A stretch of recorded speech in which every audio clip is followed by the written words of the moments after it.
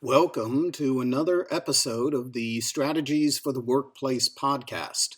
Just a quick reminder that the book from which these articles are taken is now available on Amazon. And now, onto this week's article. How to decide. Time and again in your personal and professional life, you need to decide how much of something to expend in some pursuit. What you are allocating may be money, time, effort, reputation, political capital, etc. The guide for this decision may take the form, I'd rather have spent more than I needed to than less than I should have. For instance, consider the decision about whether to leave early for a meeting. It is better to have left earlier than you needed to, thereby arriving early, than later than you should have, thereby arriving late. Consider the decision to purchase a tent for a camping trip.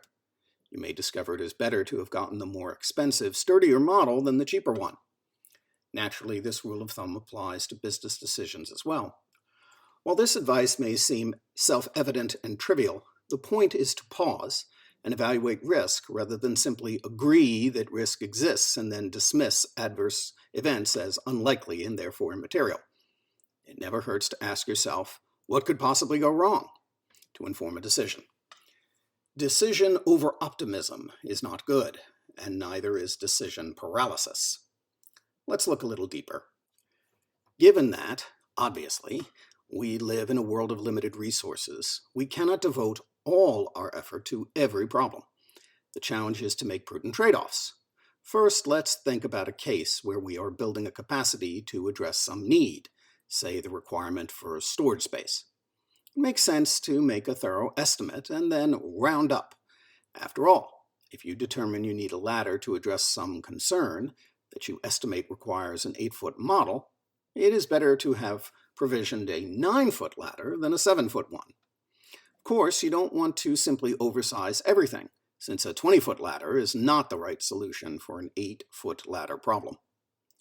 Second, let's think about a case where you want to fund or expend some resources on 2 different projects. Further, your estimating exercise tells you that you have just enough money. You are presented with several options. Fund both, running the risk both may fail due to insufficient resources in the face of some problem. This approach does offer the only path to getting both objectives done without delay.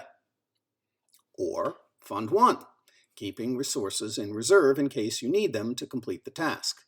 This lowers the risk of failure for the task you support and guarantees no progress on the task you omit.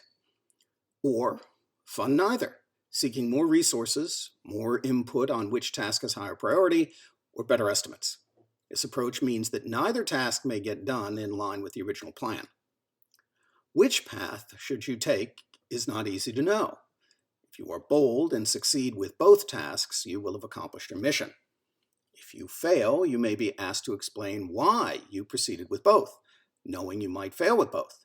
After all, you could have had a much higher chance of success with one, or you could have asked for more resources, and so forth.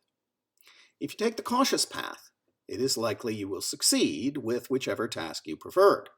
You may be criticized for not having accomplished the task you omitted. This is when you can offer the, I'd rather have spent more than I needed to than less than I should have justification.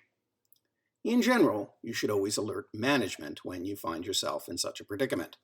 This is simply the prudent thing to do.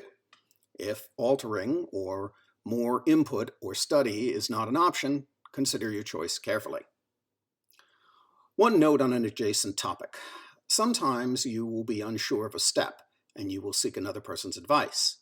You might ask a leading question such as, I'm not sure I should do this, but, or, do you think we should stop doing business with this partner, or the like. The reply may be, if you are asking the question, you already know the answer. This response means that there is probably enough information in hand to choose a path, and you should trust your instinct. Perhaps you have pretty much decided, but are seeking confirmation, or you are hoping to hear a different answer from what you suspect and may already have heard from others.